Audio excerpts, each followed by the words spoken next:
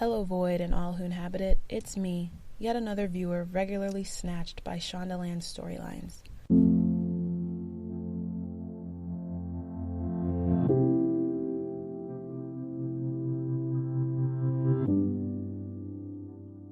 I'm pre-recording because I'll be traveling soon, so this isn't the hottest topic, but honestly, this is a channel of ice cold takes. I'm sorry if you thought otherwise.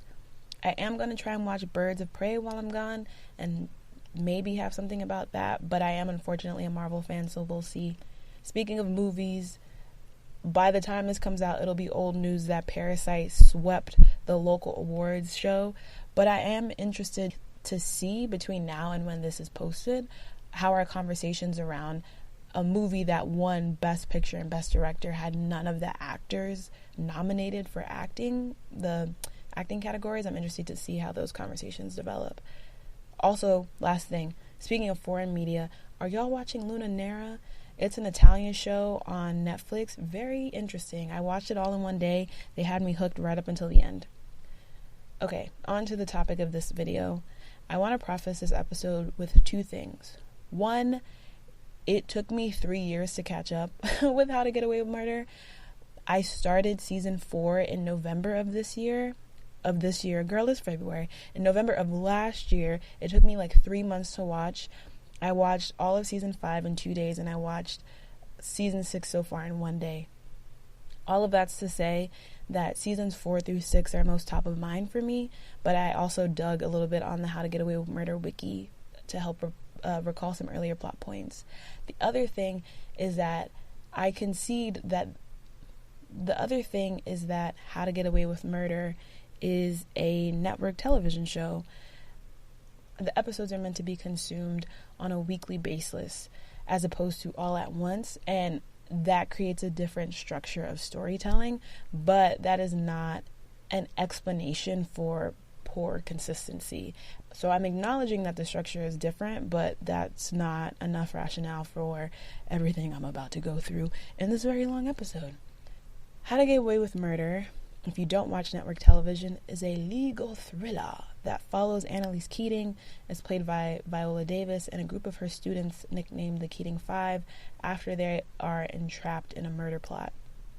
There's a different murder every season, and the way the show is structured, we spend the first half of the season trying to figure out who was the killer, and sometimes even who was murdered, and the second half reckoning with that death and or covering up. The Keating Five were a group of first-year law students chosen to intern at Annalise's firm in season 1, and my favorite of them all is Michaela Pratt, played by Asia Naomi King. Michaela is a type A overachiever who's vocal about her goals for success. The major one for a good 5 seasons centers around finding a Barack, and who clawed her way out of poverty into one of the most prestigious fictional law schools primetime television has to offer. I was drawn to her character for much of the same reason I was enthralled by Annalise. She's a portrayal of a dark-skinned black woman as something other than angry, ugly, or only worthy of labor. She was completely different from characters like her in the past, or at least I thought she would be. I still think Michaela is a different image of black womanhood than we're used to seeing at times, but she's not a well-written one.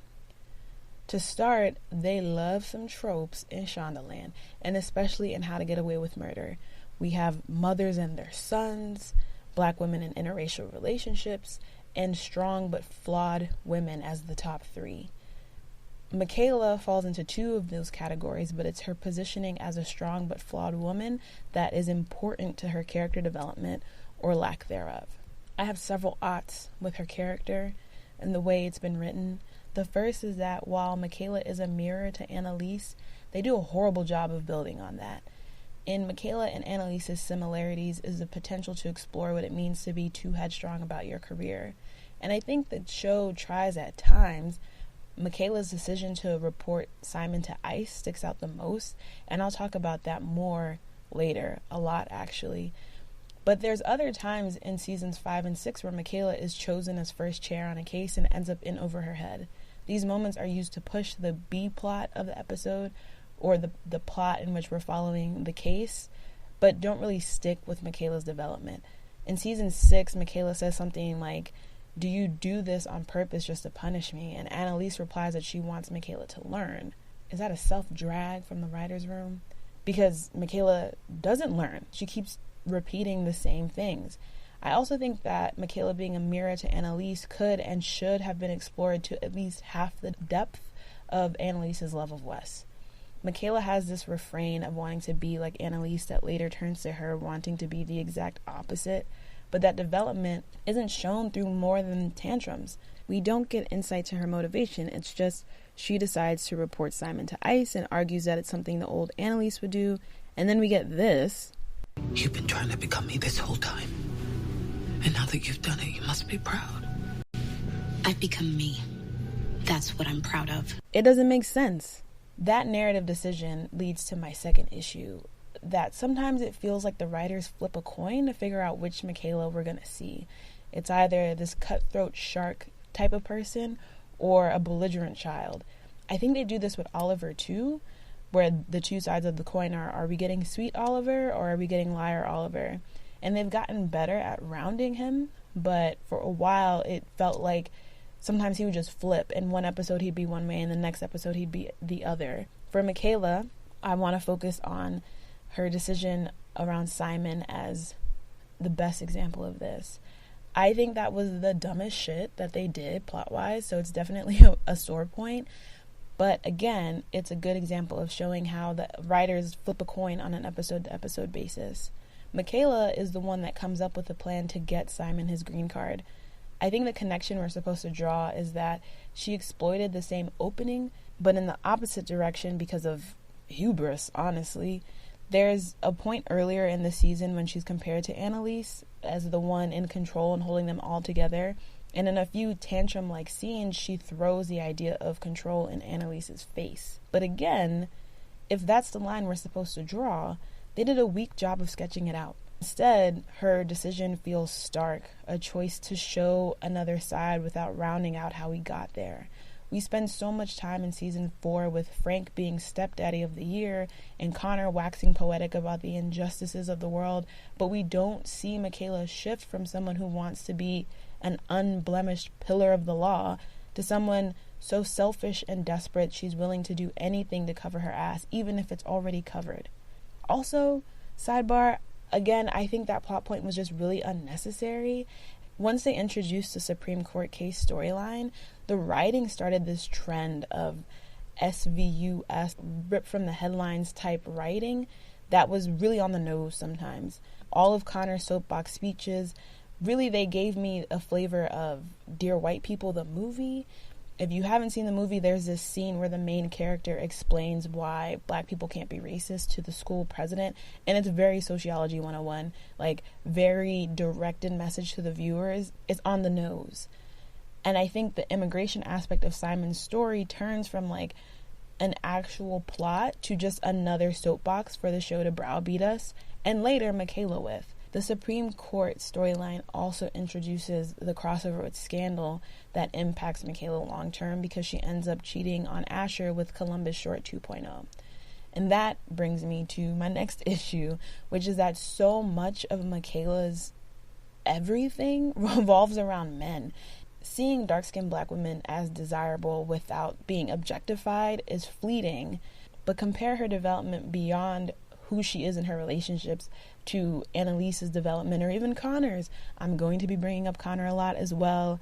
No tea, no shade, no pink lemonade. But Michaela's relationships are central to a lot of the storylines she gets. In season 1, we have her relationship with Aiden, which is something that's used to tease her in season 5 because Aiden is her fiance, who we later find out is bisexual. It's the bisexuality that freaks her out and makes her be like, nope, can't do this anymore. And I think that's so interesting. 1, that happened, and 2, that even in season 5, like Connor uses that, I think it was Connor, uses that as something to tease Michaela about. And it's an interesting contrast to Annalise, especially in season 6 when Annalise starts to talk more about her sexuality. But at this point, like, Annalise's bisexuality is just very acceptable, for lack of a better word. So it's just interesting to see how, like, Annalise's bisexuality is just commonplace. It's just a thing that happens, like, nobody really cares. But Aiden's is something, a point of shame for Michaela. Moving on, after that fiasco, we have season 2, where thanks to the How to Get Away with Murder wiki, I was reminded that Michaela fucked Rebecca's brother. I didn't remember that. And the fact that I don't remember it makes me think, like, why did it need to be there? And if you are asking the same question, it's because it didn't. She also is like the sacrificial lamb for Caleb Hapstall, who is the murderer, spoiler alert, for season 2. So Michaela is encouraged to pursue a relationship with him to give the Keating 5 and Annalise information about the Hapstall case, which is like the major case that goes through the entire season. And for him to turn out to be the murderer is just so fucked up, because it's like, wow, you was fucking a serial killer. I mean, not a serial killer. You were fucking someone who killed his parents. Like, that's an uncomfortable thing to have to reckon with. Anyway, season 2 ends with Michaela hooking up with Asher, and then her storylines for like the rest of season 2 on all of seasons 3 and 4 revolve around her relationship with Asher until we get to the end of season 4, where she cheats on him. Then she hooks up with Gabriel in season 5, and that competition between Gabriel and Asher has provided a pissing contest for the whole beginning of season 6 that's just really annoying. Like I said earlier, it is different to see a dark-skinned black woman being desired, and like in season 6 with the pissing contest,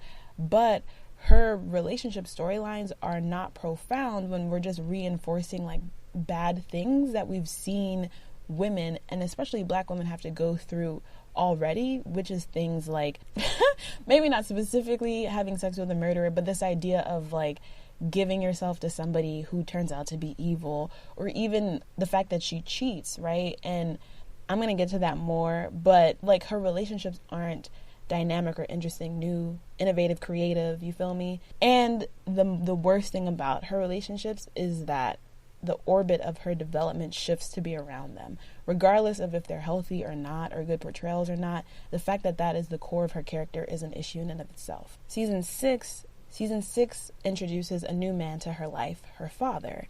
And in that relationship, we actually find another favorite theme in How to Get Away with Murder, which is daughters of powerful fathers whom they hate. You can also see this theme in Scandal. But in How to Get Away with Murder, Michaela shares this trait with Laurel. And interestingly enough, there is a scene in season 4, which, for being my least favorite season, is providing us with a lot of content here. Are we the most horrible people you've ever met? No, we just have horrible parents. We're too old to be blaming our parents for everything wrong in our lives. Michaela is wondering if her and Laurel's history of cheating on their partners makes them bad people. And Laurel even goes further as to say that they never learned how to make healthy relationships. But we have this idea of nature versus nurture that's introduced early on, and then it's not expanded upon. So when her father pops up 2 seasons later, there is a thread that could have been connected that's not. And the interesting thing too, when her father pops up, is that at first Michaela thinks that he's a prisoner, and then she later finds out that, oh no, actually he's a super successful dude.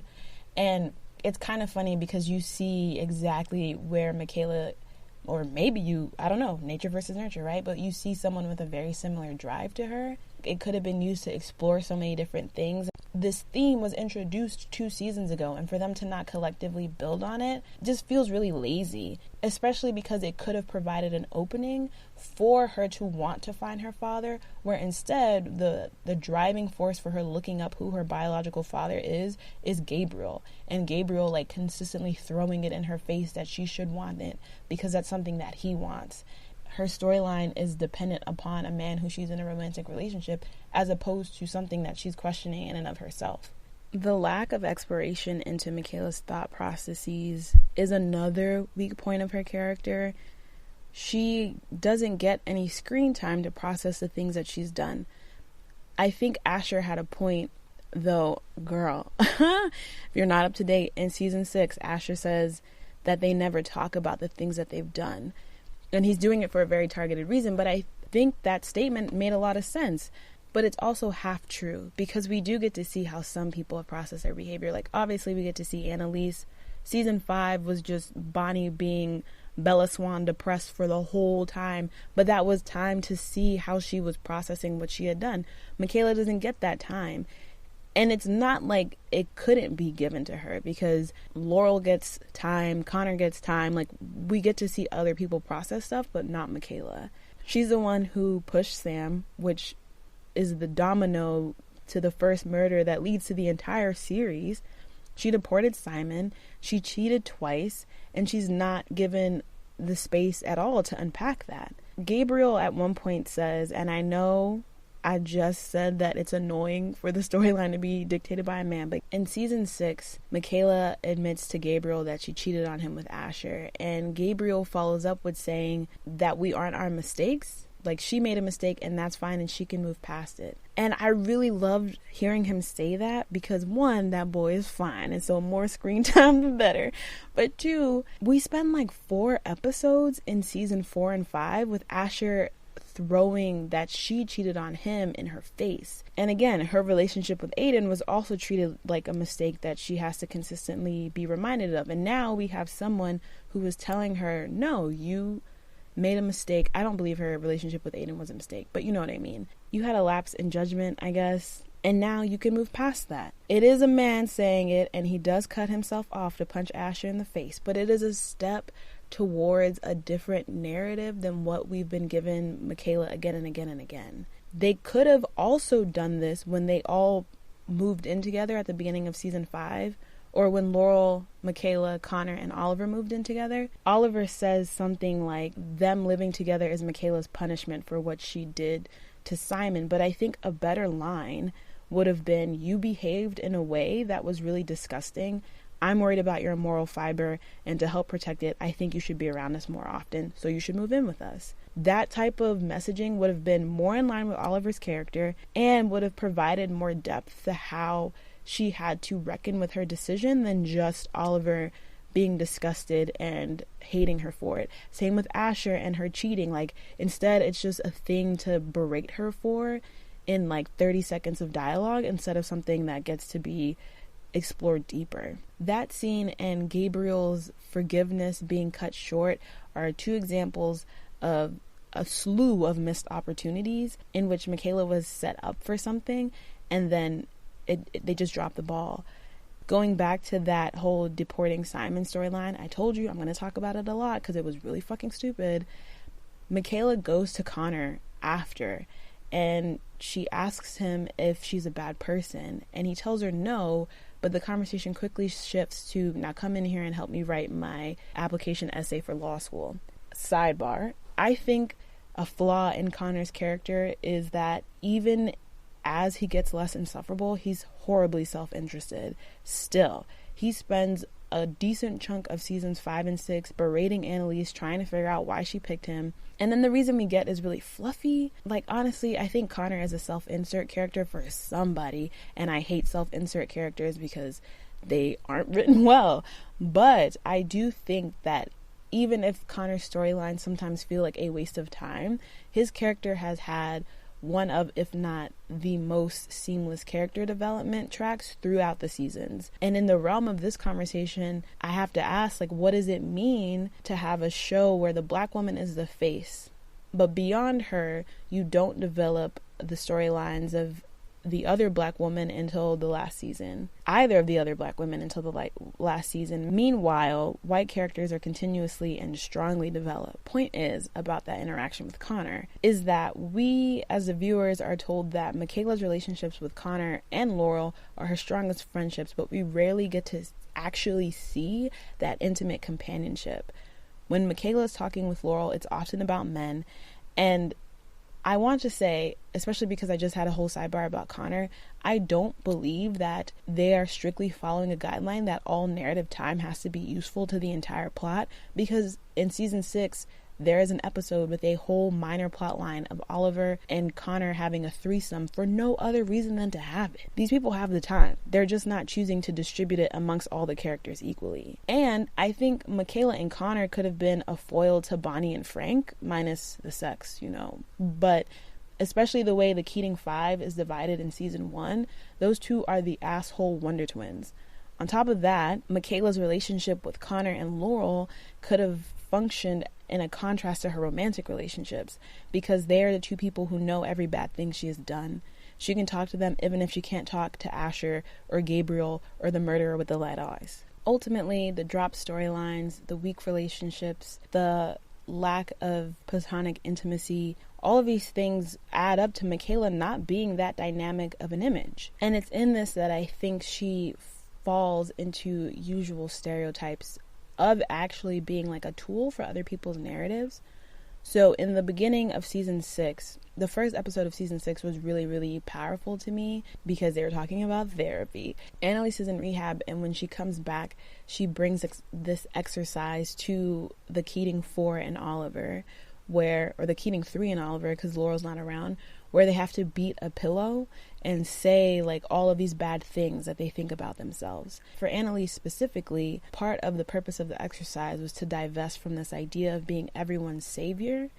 And if Michaela was a true mirror to Annalise, she would have also gotten to do this. Like, Annalise is also detaching herself from negative self-image, but part of that is she feels selfish, and that feeling selfish is because she feels like she has to save everybody, and so distancing herself from that feeling. Michaela is told to reinvest in the quote-unquote best idea of herself, which is strength and solitude. Everything on my own. Everything. I'm alone, but I'm brave. I'm strong. I'm proud. So while everybody else is saying, I'm not these bad things, I'm not this dumb person, I'm not XYZ horrible thing you think of me, Michaela is beating in, yes, I am so-and-so, blah, blah, blah, ooh, whatever. And I think that's really important, not just like in what they actually said, but you have all these people who get to shed something, who get to drop a weight from their shoulders, and she's just like hefting hers back on.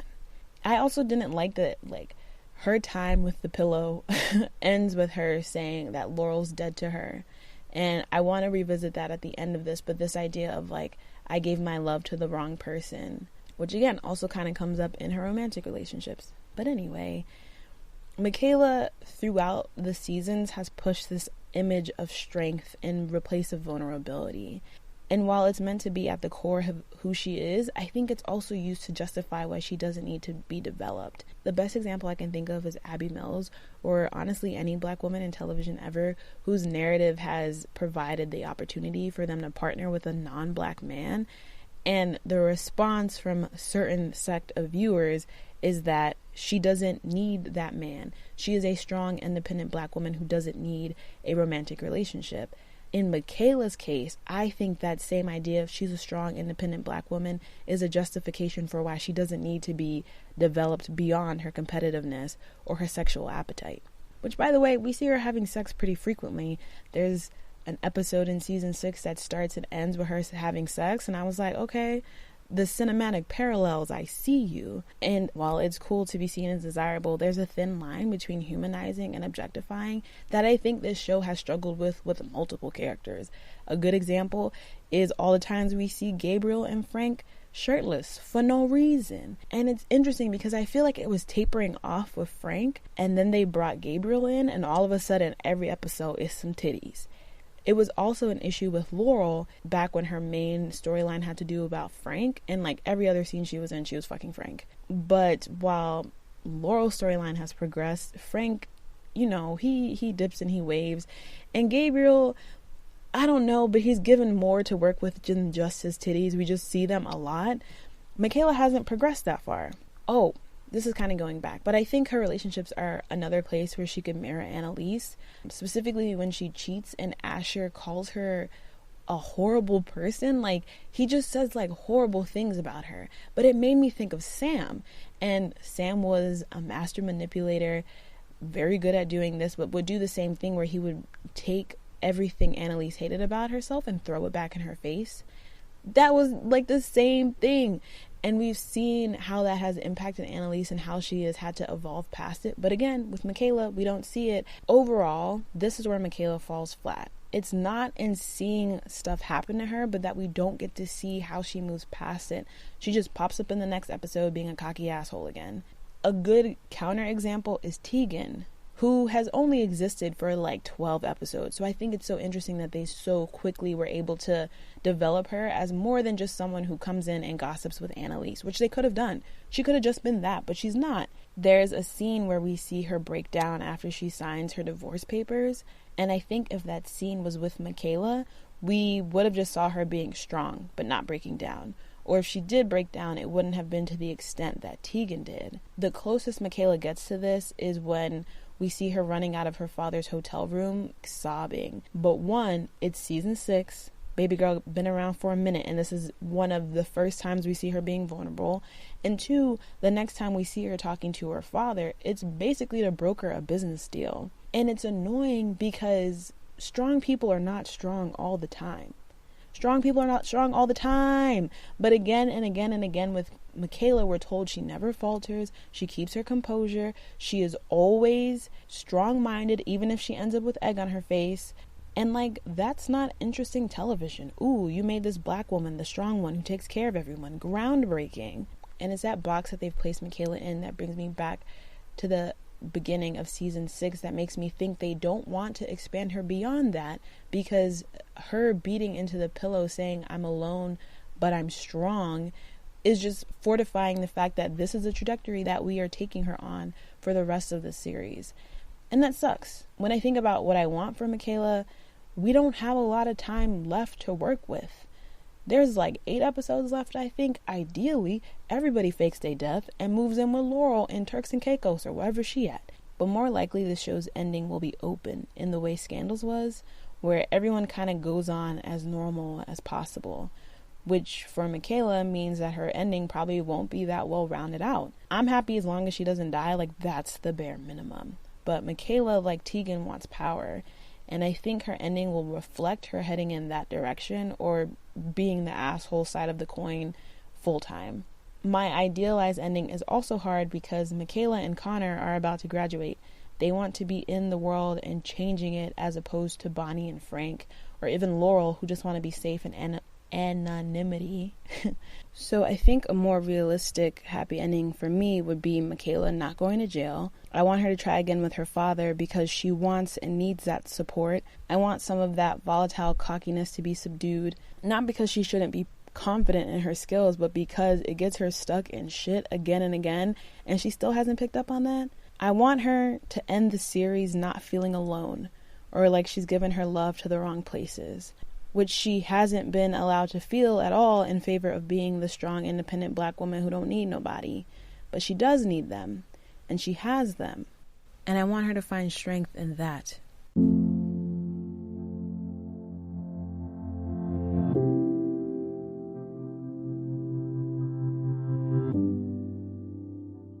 If you made it to the end, thank you for making it to the end. Good grief. I started an outline on Tyler Perry before this one and might revisit it because I think a few of the things actually overlap. So if I come for Medea's Swiss HD lace in the next episode, you have been warned. Until then, stay safe out there. I'll catch you in the next echo chamber.